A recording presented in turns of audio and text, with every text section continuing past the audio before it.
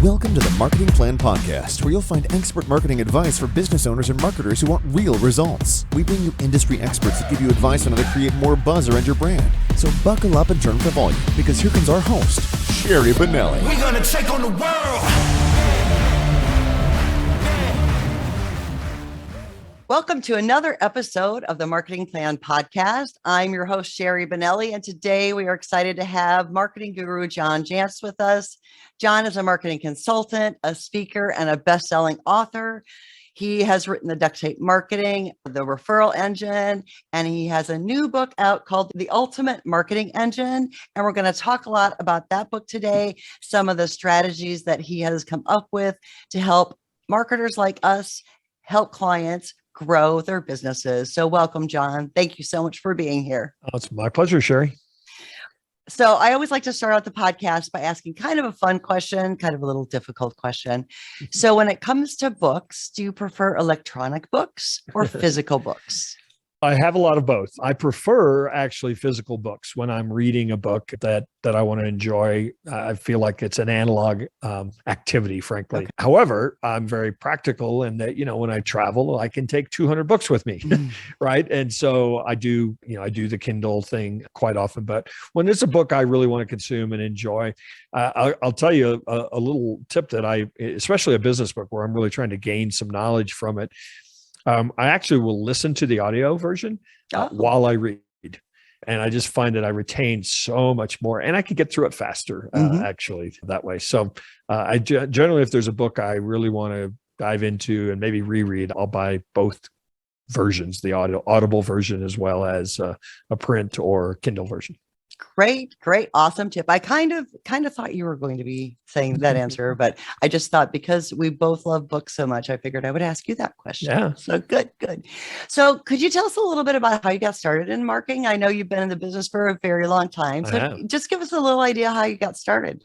Yeah. So I actually have gone past the 30-year mark in owning my own marketing consulting business. And I got into it the same way most people do. I just started, no real plan. I had actually worked for an ad agency for a few years, and that kind of gave me the bug to say, I think I can do my own thing. This isn't that hard.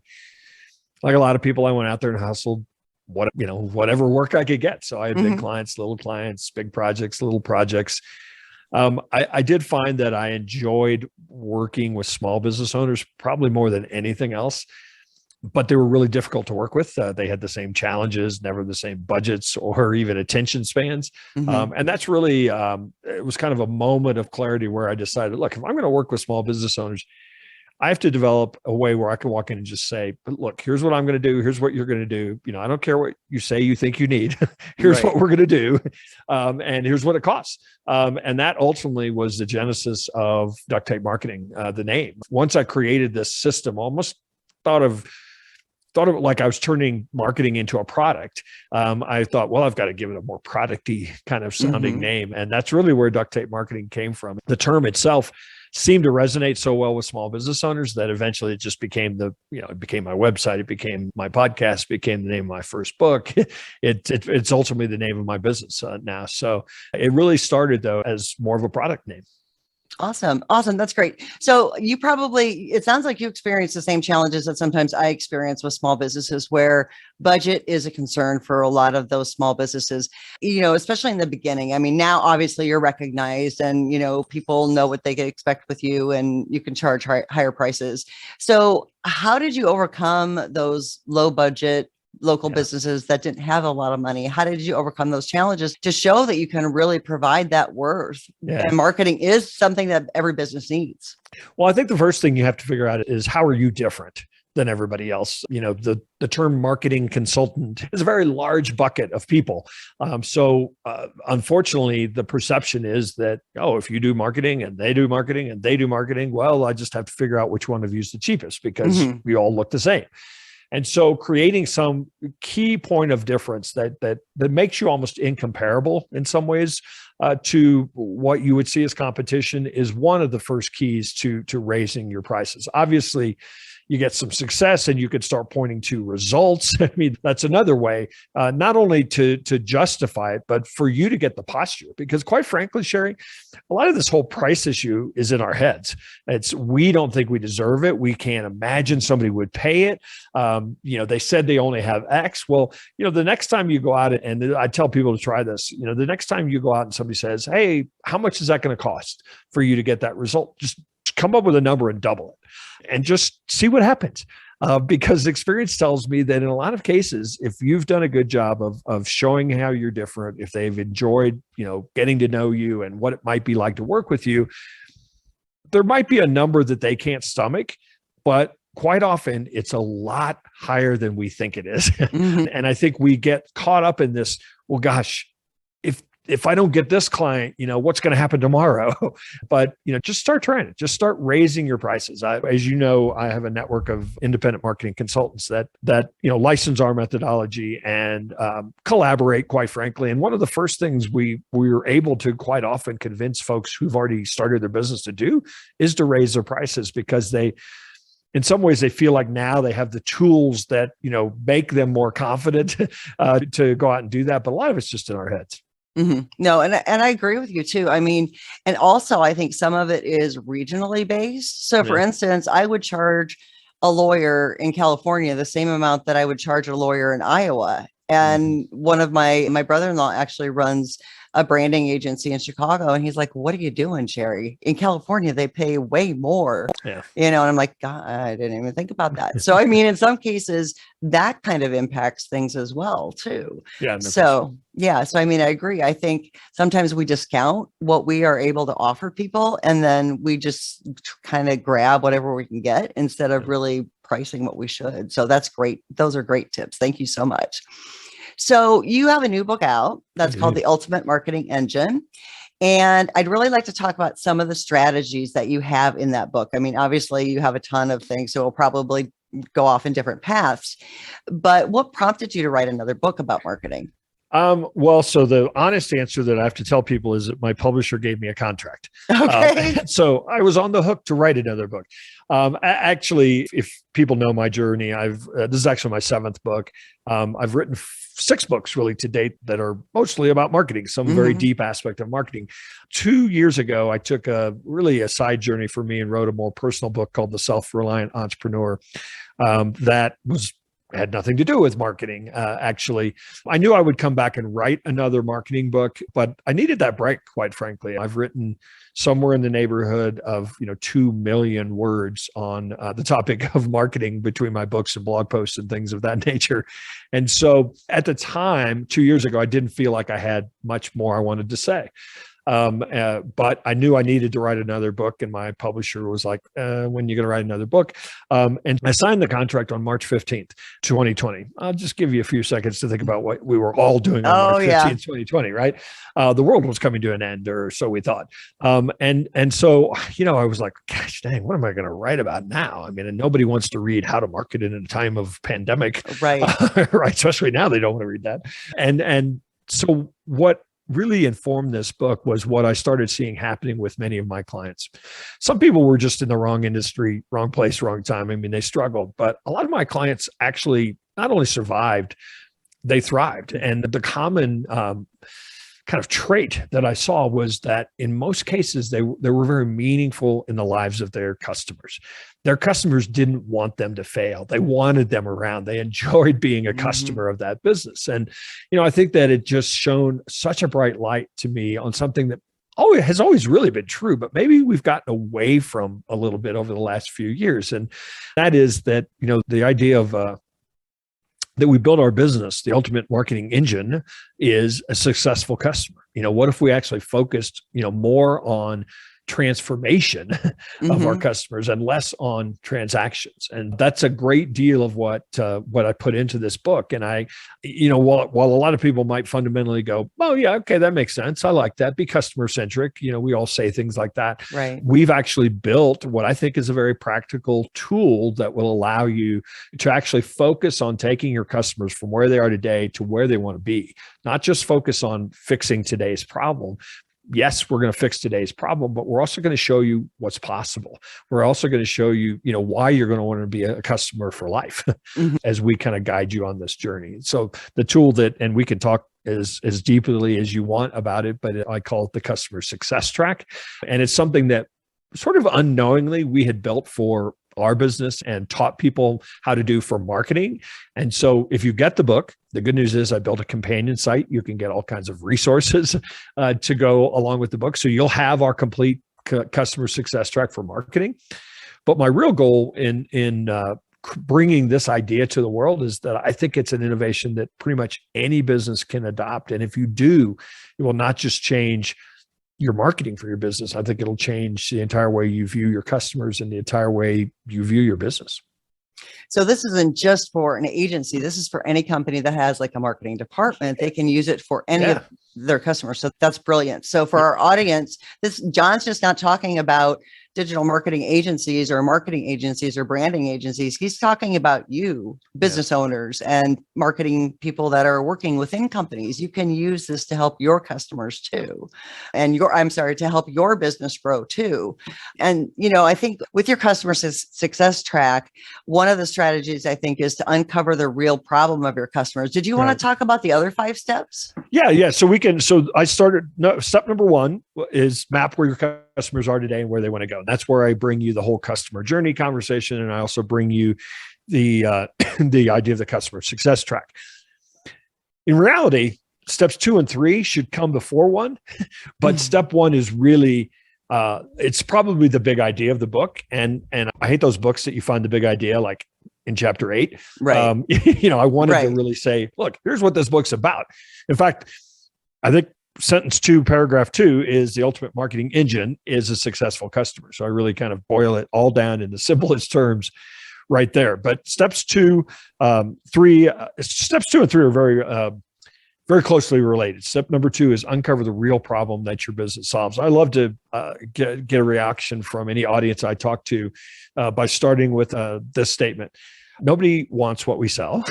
They want their problem solved. And if we can link the problem they have, if we can help them understand the problem they have, we can help them understand that we get them first and foremost, then they'll start to listen to how our solution might actually address that problem. But if we just are out there saying, here's what we do, and isn't this great, and here's how it works, and we haven't connected that to the problem that they have, then it's going to be a real challenge. An example I like to use all the time is myself. I mean, I essentially sell marketing strategy. Nobody wakes up and says, I'm going to go get some marketing strategy today, right? I mean, but they do wake up and say, how come we can't charge what our competitors charge? How come we don't show up on page 1 on Google when I search for our business? Now, if we can help them understand that we get those problems, and by the way, those are both strategy problems, then they're going to give us the opportunity to connect that back to what it is that we do to help solve that problem. So that's a very big chapter around this idea of differentiating your business, of attracting the right customer to your business. But it really all starts with understanding, the pain that they're in. And the way that we've done it for years, Sherry, is that we interview our customers' customers. They know way better than you do. I used to start by asking business owners in like a discovery call or something, what is it that differentiates your business? Well, they have no idea. No. Most of the time, right? No. But their customers do. And it's usually not the big, sexy thing. It's usually some little thing that you do that nobody else does. They don't get that from. Another great example I love to use, and I think it's in the book, is a tree service that we had as a client years ago. And we interviewed their customers, and their customers all said, they show up when they say they're going to, and they clean up the job site. Well, that's important. Well, here's the thing is we also looked at all of their reviews, and they said the same thing. And so here are your 5-star customers are going voluntarily to Google and writing a review about the problem that you solve for them. You ought to be listening because that's what they're not getting from the other people that serve them. And when we talk about problems, we're usually talking about it in the context of what we're not getting from a competitor or somebody else who, comes into the home or whatever it might be. And so, using their actual words words as your core point of differentiation, and then building that into a strategy, having an on-time guarantee, having a 27 point, clean up the job site checklist that you share in your marketing is how you make that problem solving, real and more than words. So really, if you're not talking to your customers, if you're not reading over and poring over every word of the reviews that you're getting, then you probably don't understand the real problem that you solve. That's awesome. No, that's amazing. And I agree with you. I think that most people don't really understand what their customers' problems are and how they are different from their competitors. I 100% agree with you. Yep. And I do agree that reviews are probably one of the best ways to find not only your good points, but also your weaknesses too. Yeah. And your competitors. I mean, what people are saying good and bad about your competitors can maybe be some things that you exploit. Absolutely. Yep. There's definitely ways to do that. Absolutely. That's awesome. And so as far as like scaling, you talk about scaling your customers by serving their entire ecosystem. What does that mean? Okay. Can you explain that a little bit? You bet. Jump to 5. Yeah, I was going to say, in case you're keeping score at home, we're now on step 5. But essentially that entire chapter is about referrals. Okay. Growing and scaling your business with people who already trust you is a far more profitable way to build a business than going out every day and trying to get somebody new to trust you. So in that, I present 7 different approaches to generating referrals, generating more business with your existing customers, retaining your customers for much longer, serving the other people that serve them, building strategic partner networks, creating your own marketing or networking club as ways to, really think in terms of, you're already working with an ideal customer, hopefully. Mm-hmm. That ideal customer probably also knows other ideal customers because that's just how the world works. Right.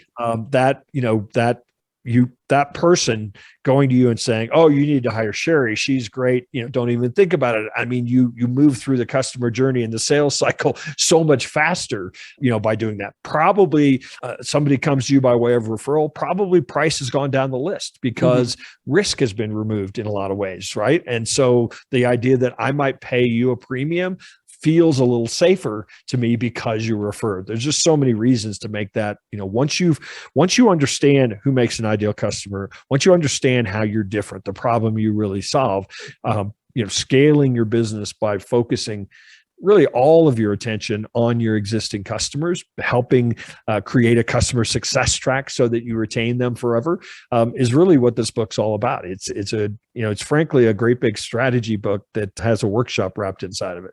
Nice. So now I know a lot of people talk about referrals, and I would say that a lot of people are scared off by asking for referrals. And I don't think you really necessarily say, ask a client or a customer for a referral. You have different strategies for that, right?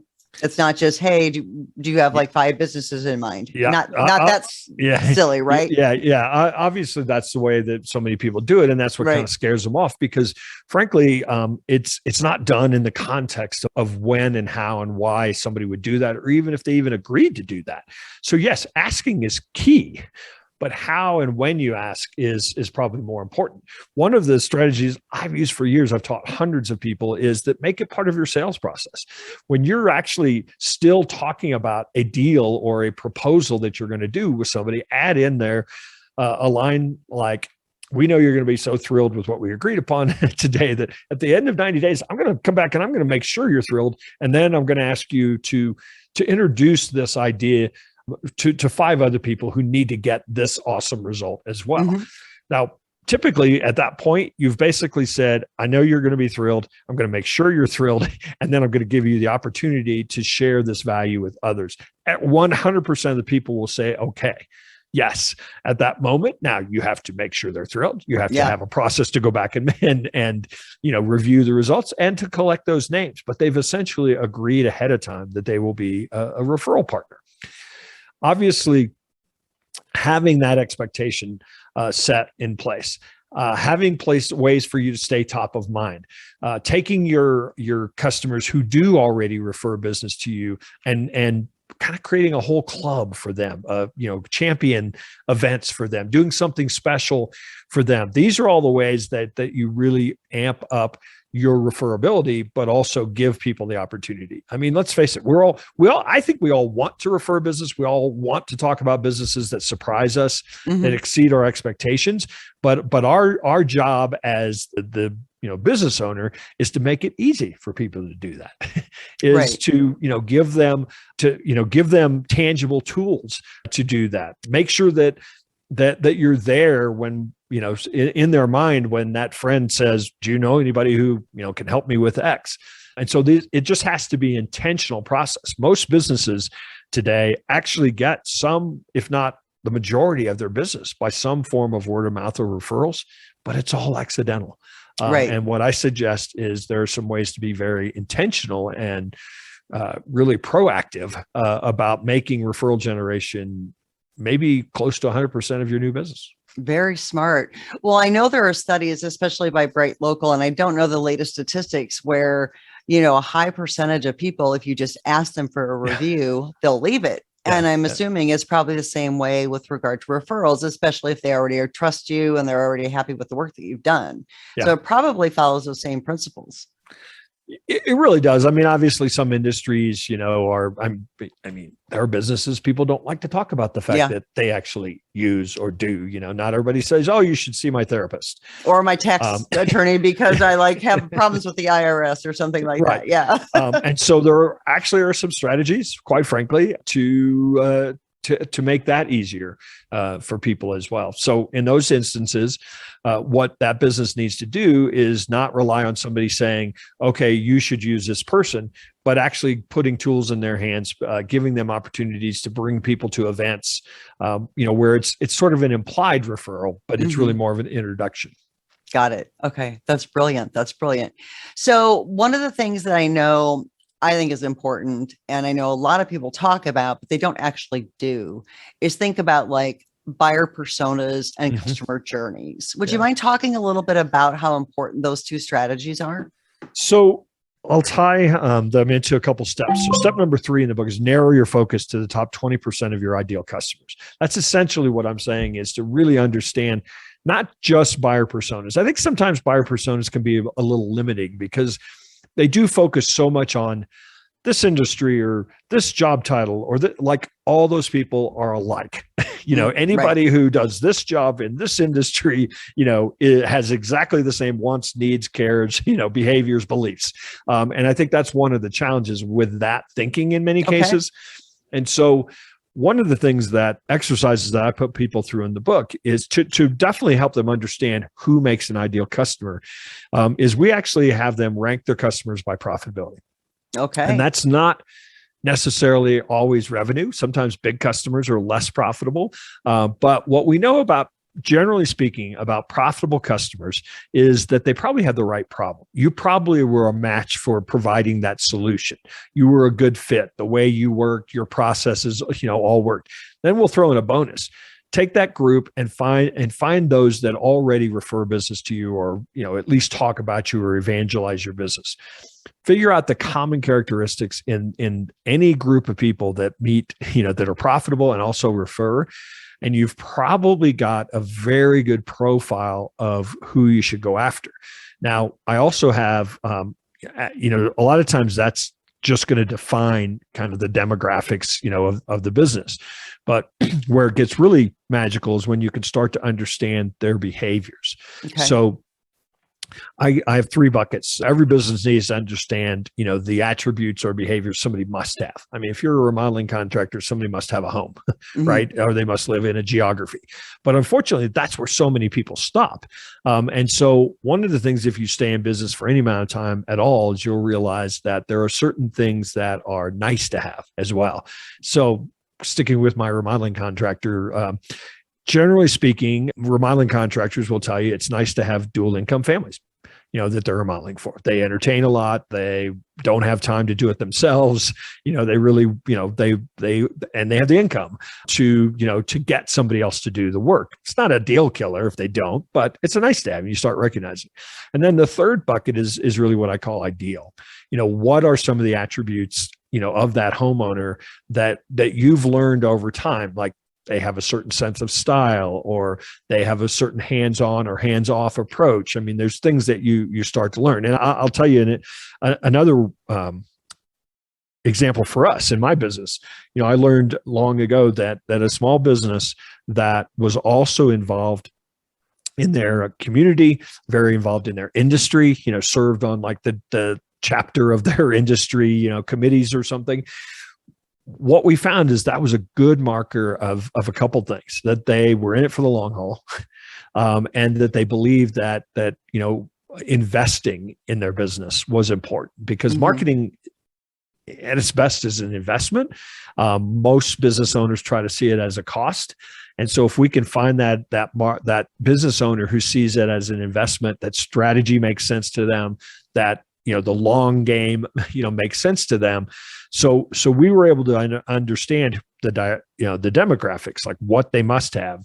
But we were able to also go to this idea of, we could identify people that were active in their community. We could identify people that served on boards. So not only was it a great indicator of behavior, it was something we could find. We could target those people based on that behavior. So that's when I talk about, narrowing your focus. It's not just the kind of the persona conversation. I'm trying to actually bring an element to it that would suggest that, looking at your current client base today, there's a percentage of them you should not be doing business with. First off, there's a percentage of folks that maybe in the middle are actually generating some business, but what's the loss in opportunity by not focusing, narrowing your focus to who you can truly deliver value to? Because if you get really good at understanding that group, you get good at recognizing, that group, you deliver value. So they're happy, they're profitable, they refer you. That group is also, some percentage of that group would like to do 10 times as much business with you. If you then focused your attention on figuring out what's the next stage for them, or what's the next level of value. And even some smaller percent might do 100 times more business with you. So, it's so tempting to chase after today's dollar. Somebody showed up and said, yeah, I'll give you $1,000 for that. I don't really know how to do that. That's not really what we do, but hey, they got money, they're here today. And I think we greatly overestimate the value of that money and greatly underestimate the cost of not serving a narrow focus. Got it. No, that makes a lot of sense. And that's a really interesting angle. I don't think a lot of people think about that. So I think that's a really interesting perspective. Yeah. So, and it's hard too, because, what I'm essentially telling people is stop taking certain business. And if you're out there going, not sure I got it all together yet, that may feel really hard. Yeah. And I know it's hard for some people to turn that business down. And I know are some customers that, quite frankly, you need to fire, or you need to get rid of. And I've had to do that. John, you probably had to do that, right? You bet. And so there are some customers that literally will drag you down. Yeah. And so finding that right mix or that right match is perfect. I mean, you need to be able to do that. That's really and just to put a positive spin on it, we've probably all had clients who were like, oh, if I could just find 5 more like that, life would be great. Right. And so I think that's really key to pay attention to that, because the other thing that we haven't even talked about is the cost of stress, the cost of like, oh my God, they're calling me again. I mean, with that client that you should have. No, I never had a client like that. Never had them call me at 7:00 at night. Never. but I think a lot of times we just, because if you've had that experience where you finally just said, good riddance, and then it's like this, you didn't realize the amount of drag, that you were carrying until it got lifted off your shoulders. No, and that's 100% true. And I think a lot of people listening are business owners, and they do feel that pressure all the time of having to, always be on and always be waiting for that phone to ring or that email to come through. That's right. Last minute, urgent, has to be done. And those clients and customers will drag you down if you let them. So Good advice. So we'll talk a little bit more about, because I know as a search engine optimization gal, which is my thing, content is really important to me. And from your perspective, how do you think businesses and marketers should be using content as a marketing strategy? Well, the funny side note, Brian Dean, probably Backlink Co. I'm sure you've seen his stuff. Love his stuff. But BuzzSumo just named him the #1 content marketer in the world. So he is essentially an SEO person. So what does that tell you, right? Yeah. The relationship between search engine optimization and content is, inseparable. You really can't have one without the other. I know there are people out there that just believe SEO is just like magic, that, you just go to my website and SEO it. If there's nothing there, there's nothing to SEO. Right. Exactly. And so, content is certainly, from a practical SEO standpoint, is really what fuels it. But it's really air, I think, when it comes to marketing in general, because we as consumers, the way the customer journey has changed is we don't just say, oh, I heard so-and-so is in this business, I think I'll call them. I mean, we go to the web, we read some content, we download a white paper, we may decide that there's a case study that allows us to go, oh yeah, okay, this person does seem to know what they're talking about.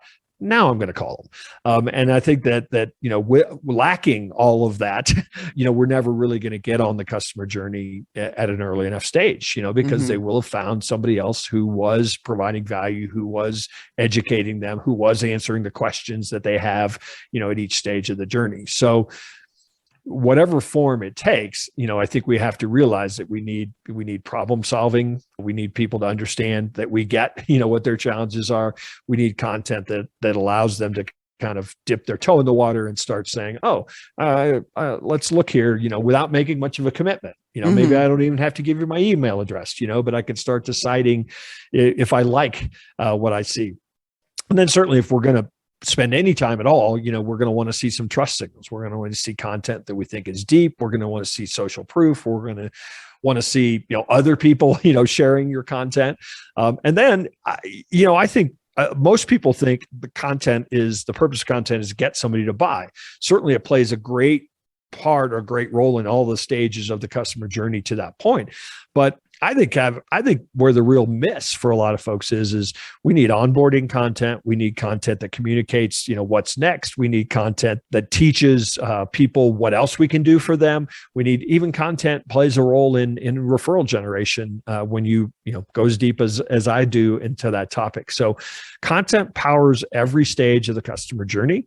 And it really should be seen as the voice of strategy and not just as another tactic.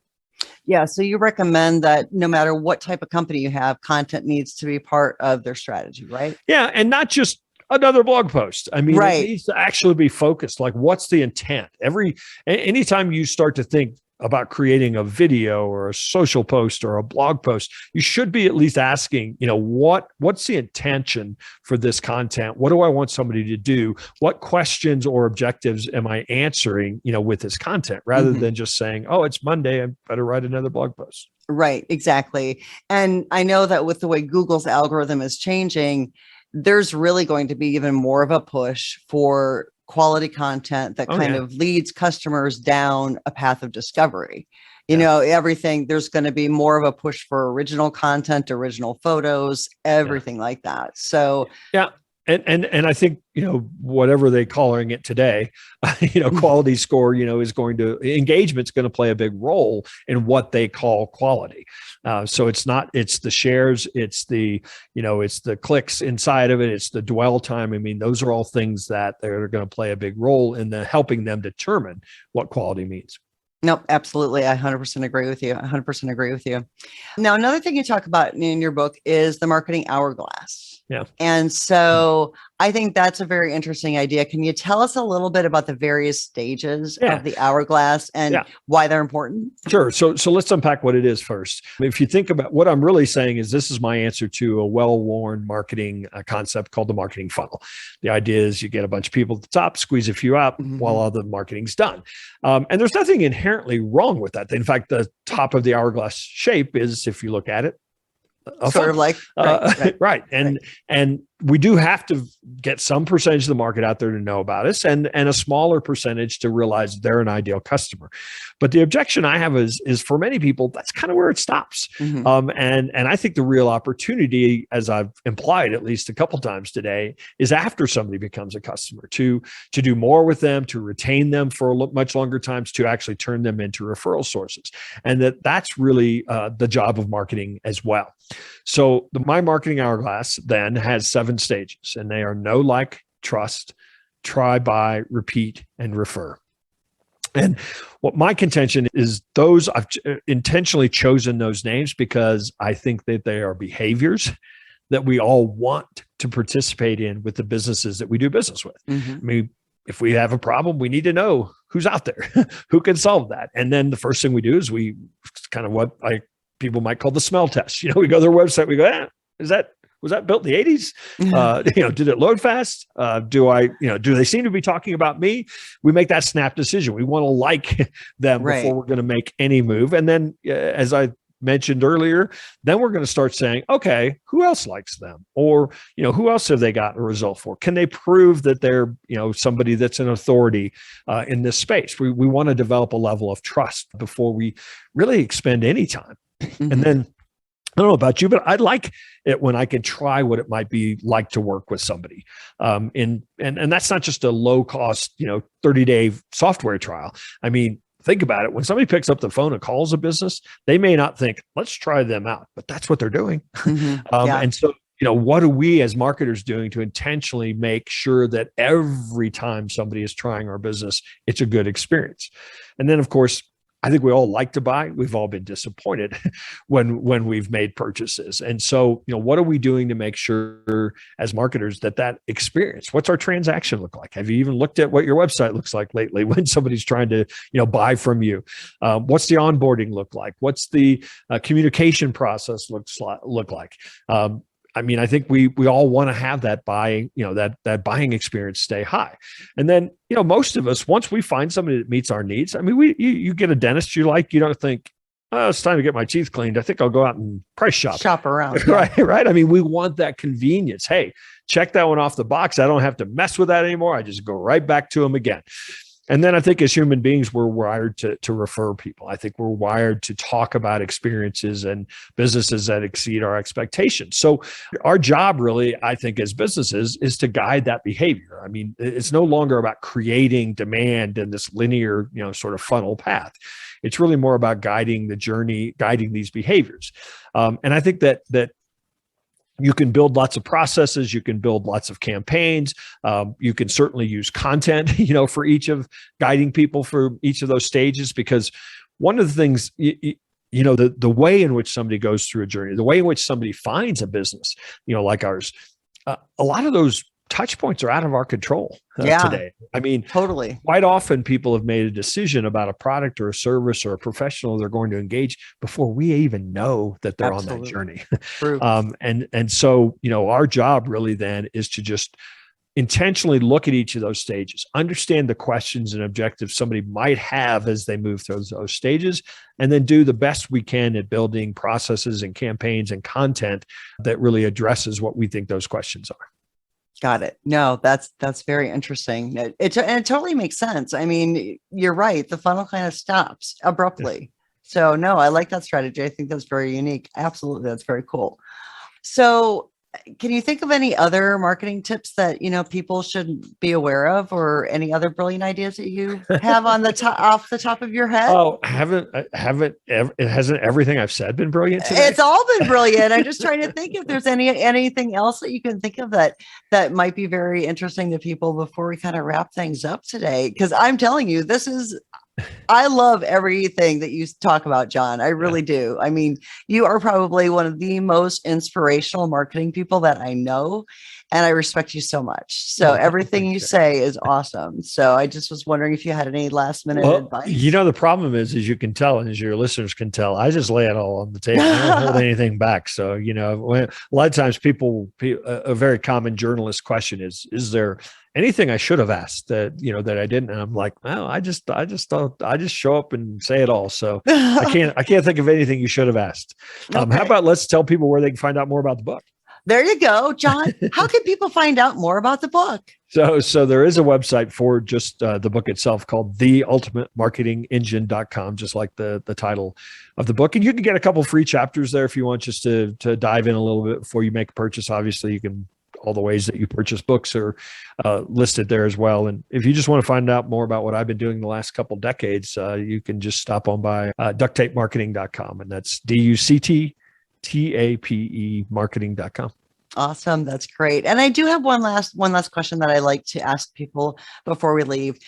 I think that if you don't make mistakes, you're not doing some things right. You need to make mistakes in order to learn. Can you give us an example of either a business mistake or a marketing mistake that you've made that you think our audience can learn from? Sure. I'm going to tease this out. Okay. My whole idea of narrowing your focus to the top 20% of your ideal customers. I believe it's our duty to learn who those are and really understand that as marketers, as businesses, we ultimately get to choose who we want to work with. And there is a story in the book about me being invited to testify before a grand jury years and years ago. One of my clients actually went to jail. And so they called in everybody. They were investigating that person. They called in everybody who done business with him. Fortunately, I didn't have anything brilliant to say to them, so I went on my way. But it really kind of, I mean, I knew deep in my heart, I wasn't doing anything illegal, but I was pretty sure they were. Wow. But I still chose to work with them. And I thought, how did I get here? And I think that that's one of the challenges. We sometimes can be knocked off course. We sometimes can be blinded by, hey, I got to chase this business. Yeah, I don't like that person, but whatever, they pay me. And I think that you get yourself in bad situations, by doing that in one way or another. And I think that once you realize that you get to choose, it's your obligation to figure out, who you can bring value to. I think that this idea of narrowing your focus will get pretty easy. Awesome. No, that's great advice. I love it. Thank you so much. And we're going to put every contact information that John has just given us on the show notes page. And so you'll be able to reach out to him and connect with him and see his wonderful smiling face as well as this video. So thank you so much for joining us today, John. I'm so thankful you could be here. I appreciate it so much. Thank you. My pleasure. A lot of fun. All right. Thanks. See you soon. And we'll see you again for another episode. Thank you, everyone.